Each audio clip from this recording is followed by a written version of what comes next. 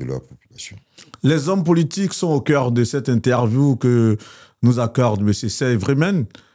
Avant de poursuivre sur les hommes politiques, vous êtes candidat pour les législatives à nouveau? Bien évidemment. À Tanda, pour le 27 décembre? Bien évidemment. J'ai vu ce matin la liste de ceux de tous les leaders, hein, tous les leaders politiques qui veulent faire acte de candidature au sein du PDCI RDA. J'ai vu les documents qu'on leur demande, je vais les lire tout à l'heure.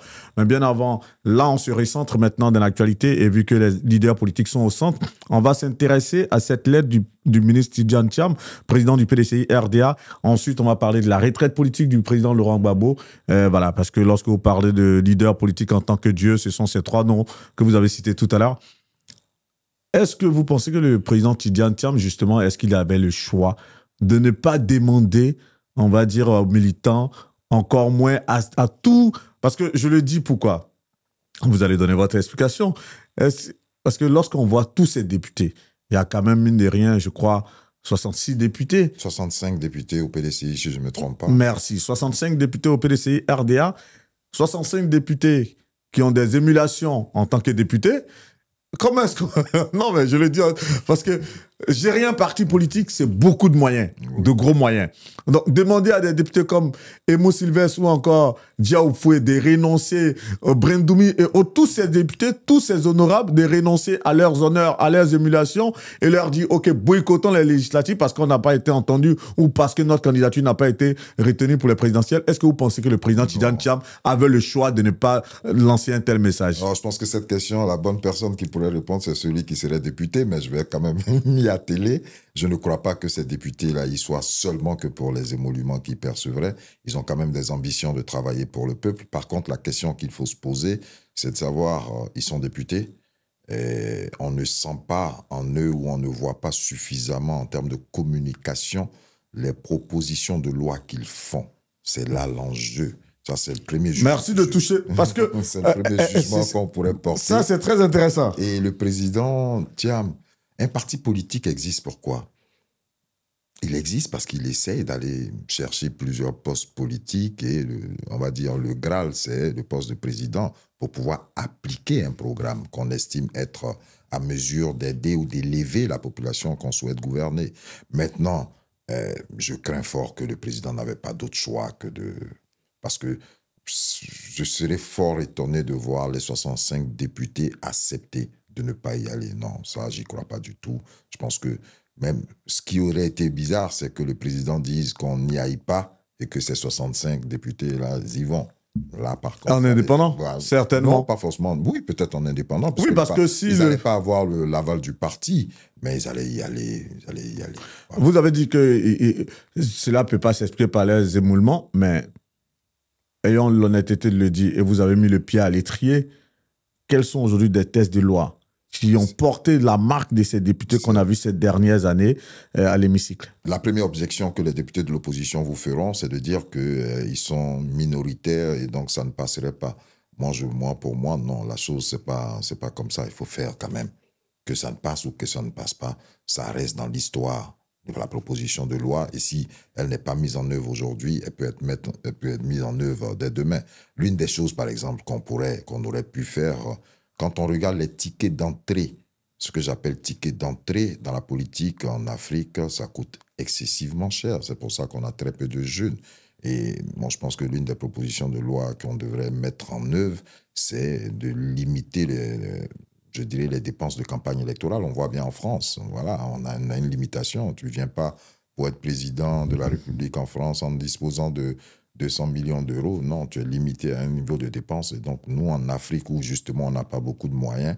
Assainir les finances publiques, quelque part? Oui, c'est-à-dire il faut limiter. Ça commence par des petites choses et ça finit par être mis en œuvre au niveau macro. Sinon, on commence au niveau micro d'abord. Et en tout cas, peut-être que je n'ai pas connaissance puisque je ne figure pas à l'hémicycle, mais j'ai très peu vu en termes de communication externe, pas interne, mais externe, des propositions de loi qui sont... On en voit souvent avec Saleh Timoko qui, lui, prend la peine, même si ça ne passe pas, de communiquer dessus et de dire, voilà une proposition de loi que je fais pour le peuple ivoirien. Et le peuple ivoirien étant témoin, je pense qu'en mettant ça en avant, ça aurait permis d'agrandir à chaque fois je dirais, ce groupe-là qui met en avant cette population en faisant des propositions de loi. Cas pratique.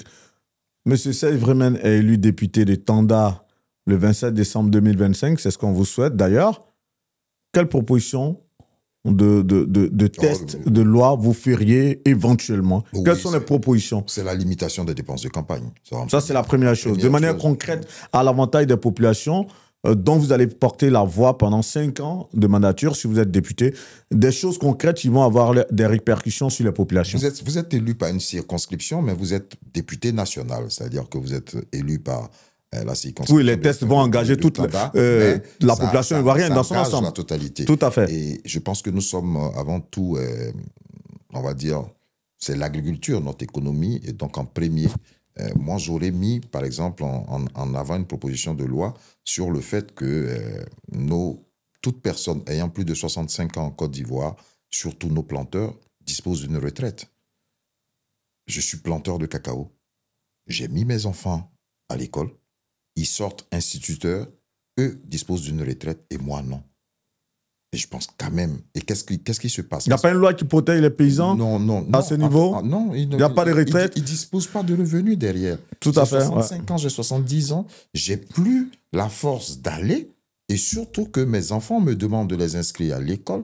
Et donc, mes enfants vont à l'école, ils quittent, on va dire, la sphère familiale. Je me retrouve, ma pauvre tante se retrouve seule, va prendre sa daba, sa machette, aller travailler. Et à 65 ans quand même, on pourrait leur concéder de leur attribuer quelque chose. Par exemple, on le fait pour les indigents.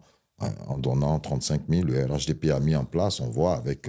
en donnant un certain nombre de montants. Et donc, il faut le faire pour des personnes qui ont plus de 65 ans. Surtout que quand on regarde véritablement financièrement, je ne crois pas que ce sera aussi coûteux que ça, puisque si je ne me trompe, sur une population de 32 millions d'Ivoiriens aujourd'hui, la population qui a plus de 65 ans est assez minime. Peut-être qu'elle tournerait autour de, allez, je vais maximiser, peut-être autour d'1 million, mais voilà. Mais donc, dans ces 1 million-là, il y a des travailleurs qui, ceux-là, ont 65 ans, ont déjà une retraite. Je parle là véritablement des agriculteurs, des planteurs, des paysans. Moi, j'ai une idée dans ce sens que je voudrais vraiment soumettre aux futurs députés que vous êtes. Est-ce qu'aujourd'hui, en 15 ans tout de même, qu'on le veuille ou pas, il y a eu pas mal de nouveaux milliardaires, surtout des milliardaires qui se recrutent dans le champ politique, parce qu'aujourd'hui, au sein du RHDP, quand même, tous les ministres aujourd'hui qui sont là, sauf leur respect et sauf sans peut-être extrapoler les choses, tous les ministres aujourd'hui sont tout de même facilement milliardaires. Il faut dire les choses ouvertement. Je viens. Et le problème dans l'affaire en Afrique, c'est que malheureusement, les plus riches, c'est vrai que divinement, la Bible dit on enlèvera aux pauvres et on donnera aux riches, mais en Afrique, malheureusement, les plus riches s'enrichissent et les pauvres payent plus de taxes. Est-ce qu'on ne pourrait pas, éventuellement, vous, et ça c'est l'idée que je propose, une sorte d'impôt sur la fortune qui pourrait vraiment avoir, qui pourrait voir tous ces milliardaires, surtout qui se recrutent dans les milieux politiques, et même si ce sont dans les milieux des affaires, et que ces personnes puissent participer de cette manière, avec cet impôt sur la fortune, vraiment, on va dire, à alléger un peu les taxes qui sont très souvent... on va dire, soumises, on va dire, aux plus pauvres, que ce soit les taxes sur l'électricité, lorsqu'il y a des taxes par rapport au carburant, il y a pas mal de choses. Et toutes ces populations, malheureusement, ne sont pas protégées, mais sont, on va dire, enfoncées par les taxes, alors que les plus riches, eux, malheureusement, n'en payent pas. Est-ce qu'on ne pourrait pas aller sur une sorte d'impôt sur la fortune en Côte d'Ivoire? C'est une hypothèse plutôt de dire élargir l'assiette fiscale en introduisant de nouvelles taxations. Merci de reformuler ainsi, justement. Mais bon, on ne sait pas s'ils sont milliardaires. C'est simplement leur train de vie qui nous pose problème. Mais il y a une opacité il y a une opacité au niveau de leurs finances, tout ça c'est clair. Mais lorsqu'aujourd'hui, si on demande à des ministres aujourd'hui de déclarer ce qu'ils ont sur leur compte bancaire, si on essaie vraiment, outre les prête-noms et pas mal de choses, disons-nous les choses en face, c'est tous des milliardaires. On sait comment ça fonctionne en Afrique aussi. Oui, mais ils sont censés le faire là. C'est-à-dire que normalement... Et ils ne le font pas? Non, si, ils le font au niveau de la bonne gouvernance, mais je pense plutôt que... Est-ce que les chiffres sont rendus publics? Justement. C'est là la question. C'est-à-dire que peut-être il faut insister pour que ce soit rendu public, de sorte à ce qu'on puisse jauger. Mais bon, quand on voit, on va le voir, on va le constater pendant les campagnes qui vont arriver, Quand on va voir, quand je prends ma localité de Tanda, par exemple, 72 localités à peu près, et quand on voit qu'un ministre est capable de donner 10 millions, 10 millions, 10 millions par localité, ça pose problème, voilà. C'est pour ça que je dis qu'il faut limiter les dépenses de campagne. Voilà un exemple. Un exemple pratique, Voilà. si le ministre Djoumani, parce qu'il est de Tanda, s'il donne 10 millions à 72 localités, le calcul est vite fait. C'est vite fait. Et Voilà. sa fortune personnelle, justement, c'est de cette fortune personnelle que je parle. Est-ce qu'on ne pourrait pas mettre une sorte d'impôt sur ces fortunes pour que ces personnes-là puissent quand même, pour ce qu'elles prennent, puissent en mettre un peu dans la caisse de l'État, de sorte à ce que ça puisse servir, on va dire, à alléger un peu les taxes qui sont prélevées Oui, sur les pauvres populations. La bonne démarche, ce serait que déjà, il faut identifier. Si tant soit-il qu'on a la possibilité d'identifier qu'il disposerait de ces sous-là, à partir de ce moment, la question ne se poserait pas. Mais ici, qui devrait décider qu'ils disposent de ça? C'est encore eux-mêmes.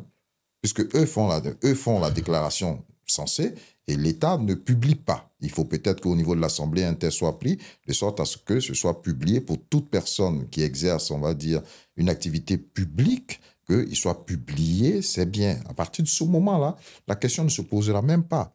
Mais bon, est-ce qu'ils vont le faire? C'est ça, les impôts, on voit en France, par exemple, je donne un exemple simple, quelqu'un qui touche près de 50 000, je crois, 50 000 euros à l'année, pratiquement, on va voir la personne est imposée, je ne sais pas le pourcentage, c'est combien, mais la personne va se retrouver peut-être à payer 4 000, 5 000 euros d'impôts, par exemple. Un exemple simple. Je donne un exemple simple, hein, mais 50 000 euros, je parle de 30 millions de francs CFA. Se retrouver à payer près de 3 millions de francs CFA, par exemple, voilà, on va dire 10% pratiquement, 10%. Est-ce qu'on ne pourrait pas imposer à ces fortunes, une fois que leurs fortunes, leurs richesses sont vraiment bien définies et que ces richesses sont déclarées auprès de la bonne gouvernance, de savoir, par exemple, un ministre qui a peut-être 1 milliard de francs CFA, qu'il puisse payer ne serait-ce que peut-être 1% ou 10%, peut-être ça peut être 100 millions de francs CFA, mais que ça revienne à l'État, ça aide quand même par rapport à l'assiette fiscale, comme vous l'avez dit tout à l'heure. Lorsqu'on prélève des taxes auprès de pauvres personnes qui doivent payer 700 francs, 1000 francs, 100 francs, si ce budget devait être représenté, je dis n'importe quoi, 1 milliard de francs CFA, mais que ces 1 milliard de francs CFA soient collectés à partir de l'impôt qu'on devrait pouvoir relever et prélever sur ces fortunes. Est-ce qu'on ne pourrait pas aller sur ce modèle de gestion? Je comprends votre idée, c'est-à-dire que l'idée de base, vous dites, il y a des ressources possibles à récupérer. Tout à fait. Parce qu'en réalité, quand on regarde le budget de l'État de Côte d'Ivoire, sur les 17 000 milliards qui sont avancés, en termes de récolte interne, on tournera autour de 8 000 à 9 000 milliards. Donc, le reste est apporté par la question de la dette. Mais voilà, et donc, il faut chercher à grossir les récoltes internes et restreindre les récoltes externes. Ça, c'est la première des choses. Mais ici, sur ce cas spécifique, on va dire, d'exercice de l'activité publique, il faut rendre les rémunérations publiques. L'un de nos gros problèmes qu'on a en Afrique, c'est que le salaire, il est masqué. Je donnais des cours à la fac et je prenais ça un peu comme exemple aux étudiants en leur disant, vous voyez, vous, on voit quelqu'un qui exerce une activité qu'on connaît, qui est publique, et on le voit habiter une maison qui fait, allez, 150 fois son niveau de revenu. Donc ça intrigue. Ça intrigue. Mais notre démarche en Afrique, on a tendance à applaudir ce genre de personnes. Alors qu'on devrait plutôt se poser la question de savoir où ils tirent ses fonds. Mais pour ça, il faut rendre public les rémunérations. Aujourd'hui, elles sont connues. Quand on va voir un instituteur, puisqu'il y a eu des débats, on se dit, il touche 300 000, 340 000 francs CFA, voilà. Mais pour les hauts, un directeur général, on ne sait pas vraiment ce qu'il touche. Et donc, tout ça, il faut le rendre public. Dès le moment où tout ça ce sera public, il n'y aura pas d'opacité dessus. À partir de ce moment, les réflexions pourraient être émises. Voilà. Mais sinon, de base, on se dit tous qu'ils sont riches, mais on n'en a pas la preuve. Voilà le problème auquel on est posé. On ne pourrait avoir la preuve que si on avait le niveau de rémunération. Il me semble que les rémunérations des ministres, si je ne me trompe, pour un ministre dit normal, c'est 3,2 millions à peu près, sans un certain nombre d'avantages. Un ministre d'État, si je me trompe, c'est 5 millions à peu près. Donc voilà. Donc si on suit ça, c'est quand même étonnant de voir le niveau de dépenses auquel ils font face. Donc il y a forcément quelques rétributions dont on n'a pas les preuves. Et ça, c'est dommage. Moi, j'aime bien les échanges avec de la profondeur, des échanges très chiffrés. Et ça me fait plaisir. Vous avez parlé des 17 000 milliards par rapport au budget de l'État de Côte d'Ivoire. 9 000 milliards qui sont alimentés par les recettes internes et les autres 17 000 milliards. 9 000 milliards en termes de recettes internes, on a près de 8 000 8 000 milliards qui qui viendraient de l'extérieur. proviennent voilà, de l'extérieur, des crédits et autres. J'ai regardé un documentaire, je crois que c'était lors de complément d'enquête ou envoyé spécial, en tout cas sur France 2, et j'ai mis un reportage sur ce qu'on a appelé aux États-Unis les patriotes millionnaires. Des milliardaires américains qui, eux, décident, eux, de demander au gouvernement qu'on leur prélève plus d'impôts. Mais le plus souvent, ils viennent du privé. Hein. Oui, Voilà. c'est là où j'allais en venir. Là, je ne parle pas des hommes politiques. C'est pour ça, tout à l'heure, je vous ai dit, il y a certes les politiciens, et il y a certes les hommes politiques, mais aussi, je veux parler des industriels, des fortunes. Et là, justement, quand je parle de ça, je cible plus ces fortunes. On les présente souvent dans des magazines comme Forbes, Afrique et autres. On parle des Billon, on parle des Dosongui, on parle des Nambeleseni, on parle de pas mal des personnes qui se sont enrichies dans la NACAR, dans le café, dans le coton, bref, pas mal d'industriels, pas mal de fortunes. Est-ce que ce genre de sursaut pourrait venir tout de même de certaines richesses africaines? Oui. Parce que lorsqu'on voit tout... Vous me dites oui, là, à tout Oui, égaux, oui. est-ce que c'est possible de voir ça? C'est possible. C'est possible dans le sens où je pense que si tant soit-il que l'État met en place les mécanismes, ça m'étonnerait que les opérateurs privés qui disposeraient de fortune ne feraient pas face à ça. Je crois Non, pas. mais ça, c'est une initiative Voilà. qui est venue de ces opérateurs. C'est pour ça que je dis, d'accord. c'est venu de ces opérateurs. Ah, Parce ça, que par contre- c'est vrai que tous ces opérateurs, quand même, de par leurs industries, de par leurs entreprises, payent des impôts à l'État de Côte d'Ivoire. Ça, c'est clair. Même, comme je dis, si même les plus riches, malheureusement, en Afrique, sont moins taxés que les plus pauvres, c'est une réalité qui saute à l'œil. Mais est-ce que ces initiatives pourraient venir de ces opérateurs privés qui sont à la tête de ces richesses-là, qui ont ces fortunes de par leurs entreprises? Est-ce que ces initiatives pourraient venir, en tout cas, de ces opérateurs pour dire, OK, nous, on souhaiterait... Parce que c'est ce que disait le documentaire. Et l'exemple le plus illustrateur, le plus éloquent, c'était celui de la petite fille de Walt Disney, qui, elle a dit, OK, moi, je veux qu'on me prélève plus d'impôts, et elle a demandé à ce que les employés de Disney soient encore mieux payés. C'est un documentaire que vous pouvez retrouver sur YouTube, hein. Mais ça m'a tellement bluffé de voir comment est-ce que des riches pourraient penser à la situation des pauvres. Parce que j'ai l'impression, malheureusement pour moi, on n'est pas là pour faire le procès de l'Afrique, mais qu'en Afrique, on banalise un peu trop la pauvreté. Non, là, ce de quoi vous parlez, ça provient avant tout, hein, je pense, si je comprends bien la chose, ça partirait du fait de soi-même en tant que riche américain, on a l'amour de son pays. C'est d'abord avant tout ça. Je pense que c'est l'amour de son pays qui permet de dire je veux participer, je veux donner parce que j'en ai un peu plus. Et j'ai obtenu ce plus-là de quoi? Des avantages que ce pays a mis en place Tout à fait. par mon activité. Et donc, je veux remettre ça en place. Mais en Afrique, déjà, ils sont très peu, entre guillemets, ils sont très peu connus. Et je ne crois pas que si on veuille citer en Côte d'Ivoire ceux qui en disposeraient de façon très claire sur la base de fortunes acquises dans le privé, ils atteignent 20 personnes. Hein, donc, peut-être... 20 personnes? Je ne crois pas. Si on veut C'est vraiment un peu, hein? Non, il y a l'imaginaire populaire. Non, mais au-delà de l'imaginaire, peut-être que... Comme tout est dans l'opacité, on voit même des non-nationaux, qu'on le veut ou pas, qui font grosse fortune dans des entreprises, avec des entreprises aussi. On voit les véhicules qui roulent à Abidjan, donc on se dit, on émet beaucoup de choses, mais bon, il y en a certains qui fonctionnent sur la base de crédit. Voilà, mais des gens qui ont des activités, comme la famille Diagou, qui a des activités bien connues. Merci. Qui voilà, par exemple... Si je me trompe, peut-être que ce sont eux-mêmes qui sont la première fortune aujourd'hui en Côte d'Ivoire. Je pense que ça ne leur poserait pas de problème, si tant soit-il que c'est pour aider. Parce qu'ils le font peut-être à travers des fondations, mais ce n'est pas peut-être perçu par le grand public. Laissons un peu ce que peut-être pour d'aucuns pourraient appeler ça le rêve social de Guillaume Vergès. Je l'entends, mais vous savez, quand on vient de familles très, très, très, très modestes comme nous autres, souvent quand on voit comment est-ce que les gens sont dans la précarité et comment d'autres sont dans l'opulence, tu as mal, quoi. Et quand tu parles de ce genre de sujet, c'est avec le cœur. Et là, j'avoue que mon cœur tressaillit chaque fois que je parle de ça, parce que ça, c'est un peu parce que je viens de ce milieu. On va s'intéresser à ces hommes politiques. Je répondrai sans vous couper, le monde est-il juste? Voilà. Malheureusement, voilà. malheureusement, le monde est très, très injuste, malheureusement. Voilà. La retraite politique du président Laurent Gbagbo, un mot là-dessus. Écoutez, j'ai écouté son interview avec Alain Foucault. Bien que je ne sois pas du PPA, parce que je rappelle, mon père est du PPA, moi pas. Émotionnellement, ça m'a touché. Ça m'a touché parce que je l'ai écouté minutieusement. Et je me suis dit, justement, à la différence, on en parlait tout à l'heure du président Ouattara sur l'image qu'il va laisser. Je pense que cette interview-là, pour le moment, c'est vrai, elle est analysée de façon diverse. Mais je pense que dans quelques années, émotionnellement, ça va toucher. Et c'est une bonne sortie, entre guillemets. C'est une bonne... Par contre, le timing, on peut peut-être parler un peu dessus, parce qu'en 2020, le président Gbagbo, en 2019, non, en 2020, je pense qu'il est encore à La Haye, il était en Belgique. Oui, il avait donné une interview à Denise Epoté-Durand.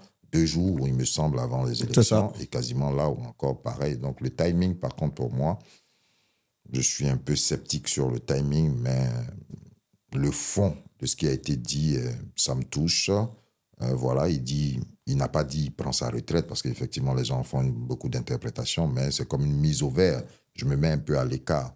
Mais est-ce que c'est possible aussi en Afrique de se mettre à l'écart pendant que tu es vivant et qu'il y ait l'émergence d'une personne que tu vas devoir adouber? Ça, c'est une autre bataille. La vraie sortie du président Laurent Gbagbo, c'est de savoir qui va émerger. Et qui va émerger, qui va reprendre ce flambeau-là et continuer ce qu'il a tracé, parce que peut-être les plus jeunes ne le savent pas, mais le président Laurent Gbagbo, si je ne me trompe, sa première arrestation en termes de politique, pour des questions politiques, c'était en mars 1971. Donc ça fait quasiment 54 ans, 55 ans bientôt, qu'il fait de la politique. Et les conséquences de cette longévité-là, dès le moment où on te prend pour un dieu, ça empêche aux autres de sortir. Donc c'est vrai, tu vas te retirer. Mais aujourd'hui, qui au sein du PPA a une envergure nationale pour continuer? C'est vrai, il va falloir qu'il travaille, mais les élections de 2030 se préparent dès aujourd'hui. Le problème, c'est qu'une élection, ça se prépare dès le lendemain. Donc aujourd'hui, qui va porter ce flambeau en 2030 d'être le candidat à l'envergure nationale pour représenter et continuer le chemin du président Laurent Gbagbo? Sinon, émotionnellement, son discours je pense, de 3 jours avant les élections présidentielles, ça touche. On peut discuter sur quelques phrases émises par lui, parce qu'il y a une phrase quand même que j'ai trouvée un peu drôle, qui est celle où il a dit qu'on lui pose la question de savoir, mais vous adoubez aucun candidat? Il a dit non. Et on lui dit, mais ça ouvrirait la voie à votre adversaire? Il a dit peut-être. Ça m'a désolé un peu, quand même, parce qu'on ne peut pas vouloir combattre le RHDP et lui ouvrir grandement la voie, surtout que le RHDP ne nous fait pas de cadeaux. On pourrait, en tout cas, et tout le monde sera d'accord avec moi, respect à la longue carrière politique du président Laurent Gbagbo, et vous êtes allé sur le côté affectif, forcément, dans votre prise de parole. Mais qu'est-ce que vous répondez à ceux qui, pour certains, qui pensent que sa sortie de scène, quelque part, elle n'a pas été comme elle aurait pu être? Oui, ça c'est vous. Vous savez, vous... Non, à ceux. Non, quand je dis vous, je vais prendre une image. Hein, c'est vous les hommes de communication, quand on tourne un film où on le commence, on dit clap de fin. Voilà, donc quand on dit clap de fin, c'est pour ça que je dis c'est le timing. Sinon, en soi, qu'est-ce qu'on attendrait de lui? Il dit j'ai l'âge que j'ai.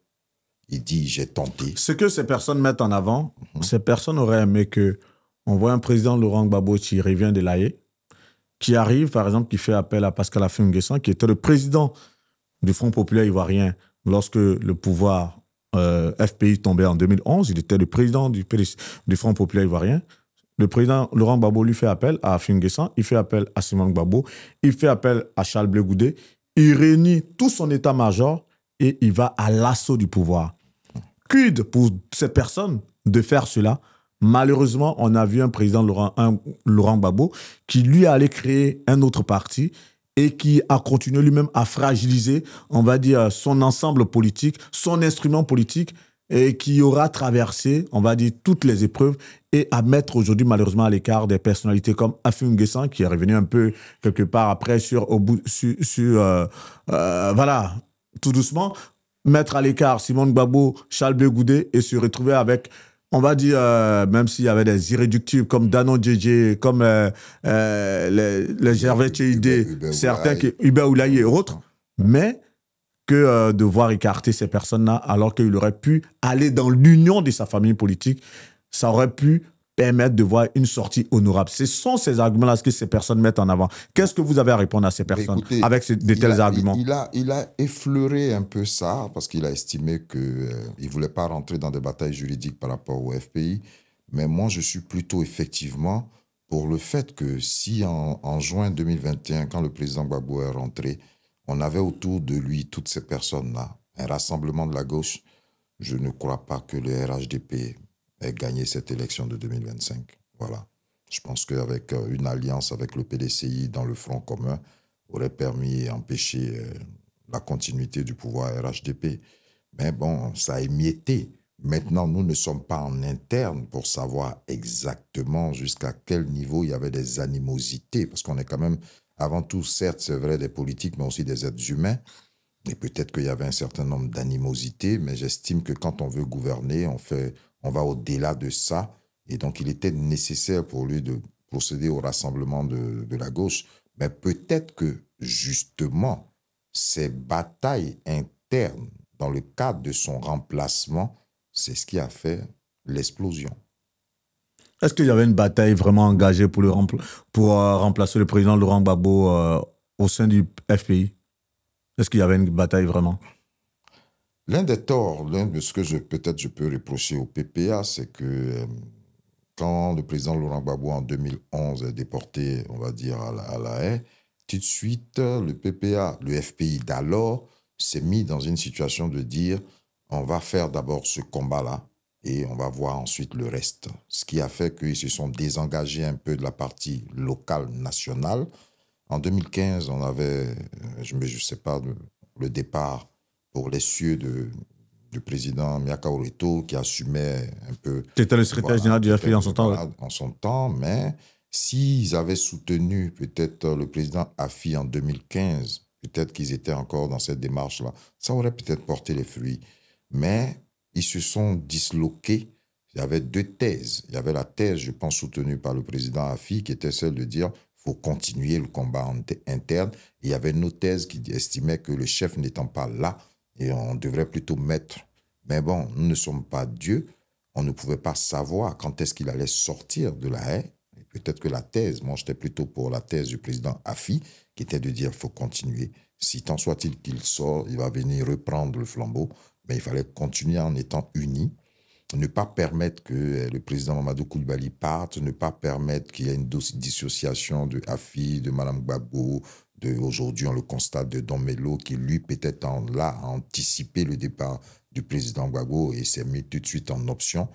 Ça va peut-être lui coûter cher, mais ça peut aussi lui coûter beaucoup de bonheur devant si eux-mêmes réalisent qu'ils n'auront pas d'autre choix que de se remettre ensemble, si tant soit-il que demain, ils veulent vraiment reprendre le pouvoir. Parce que je ne crois pas que disloqués comme ils le sont, ils pourront y accéder demain. Parfait.